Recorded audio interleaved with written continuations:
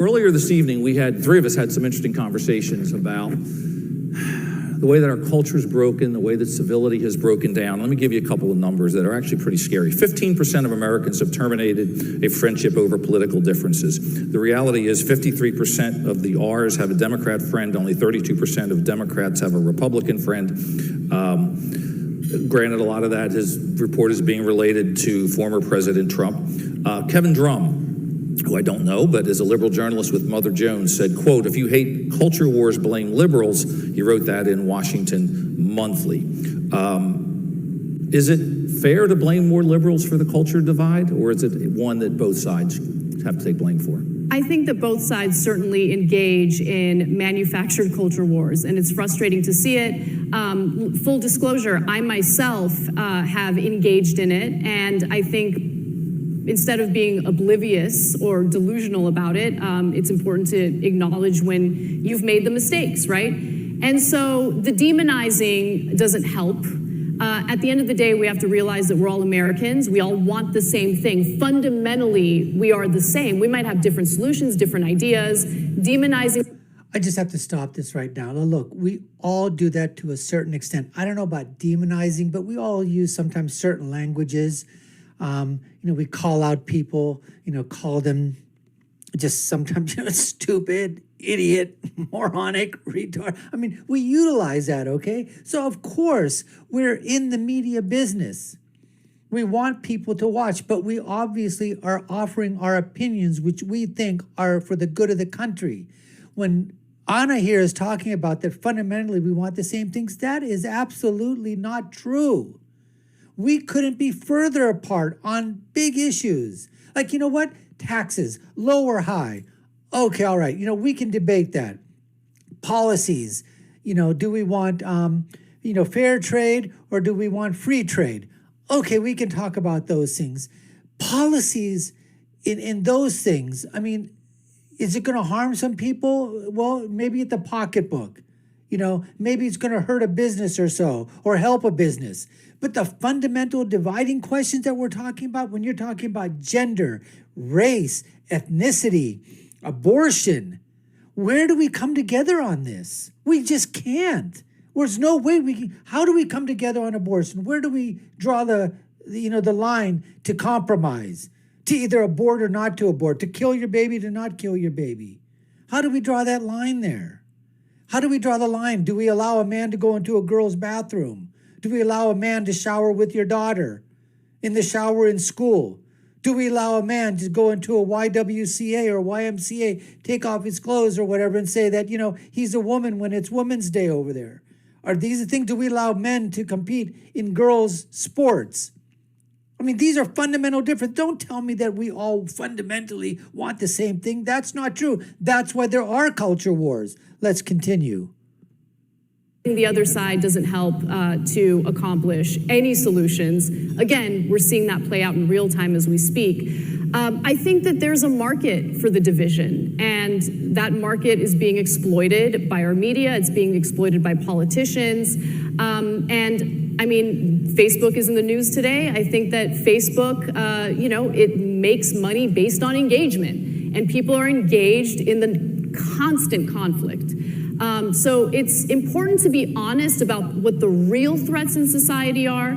I think it's important to focus on why it is that, certain industries, including the media, engage in this culture of division. And we got to talk about how the incentives are in the wrong place. I mean, there are no incentives to engage in, friendly conversation or friendly debate. I hate that my chair keeps, and I'm short, so I'm trying to figure out how to do this. I don't know. I hate turning my back to people. Here, I'll just do this. I'll sit on the very edge. But we got to be aware of why it is that people engage in the divisive rhetoric that they engage in. There's a profit motive behind it oftentimes. I see it play out in the media. It's really, really hard not to fall victim to it myself, right? But when I take a step back and I look at where the country is right now, it's shameful. We don't see each other as fellow Americans. We don't see each other as even fellow colleagues or workers in the workplace. Everyone has a political identity, and that's it. And that's not helpful. I think the division in the country is incredibly embarrassing, especially on a world stage, and we got to be more cognizant of that as we engage in political discussions. I certainly agree with him. You know what, folks? First of all, the world stage, Ana, listen, I tell people this all the time. I tell my wife this all the time. I tell my kids this all the time. I am, where we live in a community, the community is quite liberal here in North Carolina. All right? I mean, there's pockets where it's conservative. It just so happens that in the community, in the place where we live in, there's fundamentally, I mean, I've got a lot of liberal, progressive friends. And I am the red dot in basically a blue sea of liberalism. And I tell my family and I tell people, I don't give a darn. I'll tell you what, I don't give a damn what people think about me, what they say about me, whether it's in front of me, whether it's behind my back. I don't care what they say. I don't care if they say that, you know, this guy loves Trump, that this guy is an absolute put America first person forward all the time, that this guy thinks that there's only two genders and there's only two sexes and abortion is evil and abortion is wrong. I make my opinions known and I stick with them. I challenge other people on their opinions. They challenge me on mine. At the end of the day, we're always maybe we can come to some agreement, but most of the time, you know what? I've got my opinion. When I'm right, I'm right. When you're left, you're wrong. I always say that all the time. Ana here, she's talking about on the world stage, it's a disappointment. Listen, I don't give a damn what I say amongst my friends and colleagues and people in the community and voice my opinions. You think I give a damn about what the world thinks? Let the world think what they want. We are the greatest country in the history of the world, the United States of America. God bless America. Wave that flag around every single chance you get. That's right. Trump, America first. That's what we're talking about here. The culture war, the culture divide, it's always going to be there. It's going to get progressively more and more divisive. It's not going to come close because we're talking on issues that have an emotional attachment. When you have issues that are emotionally attached, that are talking about your family, about your faith, about freedom, about, you know, children, about gender, about sex, about, you know, being born or being aborted. When you have got these emotional issues, the culture wars are going to be there. You're talking about, you know, whether or not you kneel for the flag, whether or not, you know, you can burn the flag, whether or not, I mean, all these issues are out there. And they are going to be part of the cultural divide. And that's the way it's going to be. And you know what?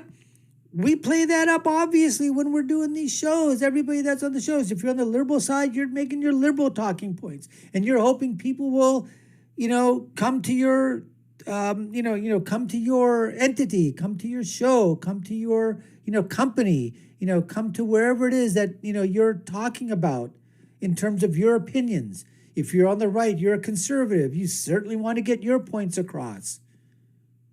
You know, you want people to, engage with you. You want them to hear your opinions. And then you're hoping that absolutely you form together. And now you've got a group and there's another group on the opposite side. Discuss freely, talk about it, get people to come, and then let the market dictate where people are going to go to. That's what it is. The freedom of expression, freedom of ideas, let people decide for themselves, go to their separate groups, see if there's any commonality. If there is, great, work together. If there isn't, hey, that's just the way it goes. Anyways, let's hear Ben's response to this. Enormous amount of what Ana is saying about the nature of sort of the world that we live in, where people feel as though they are going to be ostracized socially. They feel that they might be fired depending on their political point of view. They feel as though if they make comments openly, and this is true for pretty much everybody across the political aisle, actually, with the exception of people who consider themselves on the far left. According to a Cato study, basically every political subgroup in the United States feels uncomfortable speaking openly about what they believe, except if you're on the far left, because then you get to find people's old tweets and do that sort of stuff. But I'm not going to pretend that I think that the culture wars are irrelevant. I don't. I think that many of the culture wars are highly relevant, and not just relevant. I think that they may be indicative of sort of where the country is going, because the way that most people experience interactions with the government, particularly the federal government or with politics generally, is not always based on tax rates or the very minute internecine debates that we have over $3.5 trillion bills that nobody knows what's in, and then everybody just votes before they read the thing. A lot of the way that people engage in politics. I'm sure we'll get into it, but I think that a lot of the ways that socially there's been a pretty strong push from the left over the course of the last 10 years in particular, and it's driven a lot of reactionary resentment on the part of people who are on the right. And I would suggest that a lot of the support for President Trump, for example, was driven by precisely that. It wasn't just about his economic program, which differed from sort of the traditional laissez-faire Republican economic program. A lot of it was about the idea that he was a culture warrior who was going to punish enemies and all of this. And so to pretend that the culture war either doesn't exist, or that people are making it up in their imagination, or that they are overestimating the impact of it on their life, is to ignore how people are being treated in the spaces that they treat with every day, on Facebook, on Twitter, in the workplace. I mean, one of the reasons that my family and I left California is not just because of the living standard, although Florida is way better. It is also because we left a place where we felt as though our children were going to be socially ostracized for a place where we feel our children are not going to be socially ostracized, and that's a big thing. Yeah. No, I mean, you actually brought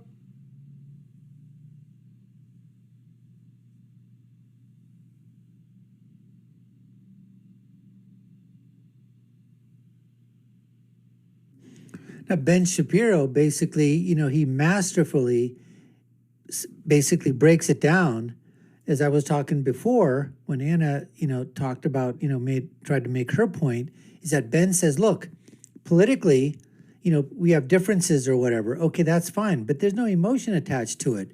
But on the social fabric side of it, he's talking that's exactly where the culture war resides. And President Trump was a culture warrior. He was the one that fought back. Now, some people thought that he fought back too much. And the problem was that we had people before that didn't fight back at all. We had moderates like John McCain. Wanted to reach across the aisle all the time. I'm bridging a gap between the aisles. Okay, I'm bridging that gap. I want to be, bring everybody together, have a kumbaya moment. You can't do that with a lot of these policies that have an emotional attachment to it. Okay, like I said, we can argue on tax, we can argue on trade, we can argue on energy, all those other things. Okay, fine. But when you're trying to get on the cultural side, on the social side, what I talked about, gender, sex, bathroom usage, men competing in women's sports, when you're talking about abortion, all of these issues, okay, you can't be milquetoast about it, like Mitt Romney and the others. You have to have a spine. It has to be an absolutely unbreakable, a titanium, vanadium spine. I mean, that's what you need to have. And President Trump showed us how you go on the offense every single time. You go on the offense and offense. You don't be on defense. You don't stay back on your heels. And that's why, in terms of this cultural war, the cultural battles on the social scale, they are going to be there, folks, because it is very difficult to compromise on things when you take a look at it and you're trying to invoke and say, what you're saying is absolutely crazy. It's delusional. It's unnatural. It shouldn't be. We can't let kids, like, for example, you can't let kids decide at the age of 7 or 8 that they want to self-mutilate themselves to become the opposite sex. But on the social scale, there's people who say, no, that's perfectly fine for children. That's perfectly fine for minors. They can make that decision. The brain isn't fully functional to someone's 25 or 26. But no, go ahead. It's okay for a 5-6-year-old to tell mommy and daddy that they want to have, gender reassignment surgery. I mean, this is the way. But so there is, for people, for example, the people would say about Christmas, Merry Christmas. No one's saying it. It's Happy Holidays again. Can't say Halloween anymore. It's, Happy Candy Day. You can't have, you can't have a Christmas special. It has to be the Winter Solstice Festival. I mean, this is a Judeo-Christian country. It doesn't matter. There are other religions inside here, but primarily it's a Judeo-Christian country. The social warrior factors are always going to be here. We're always going to be battling those. Let's go on here. What I think Anna. All right. Thanks for watching. You've been watching the Dr. Nasir Shaikh Show. I've been your guest host. My name is Dr. Nasir. If you haven't done so already, hit that subscription button, hit that notification bell, like, share, and follow us. Let us know in the comments below. What do you think? Do you agree? You disagree? Love to hear your thoughts. And I'll leave you with my final thought, which is, when you're right, you're right. And when you're left, you're wrong. We'll see you again next time, folks. Take care and stay safe.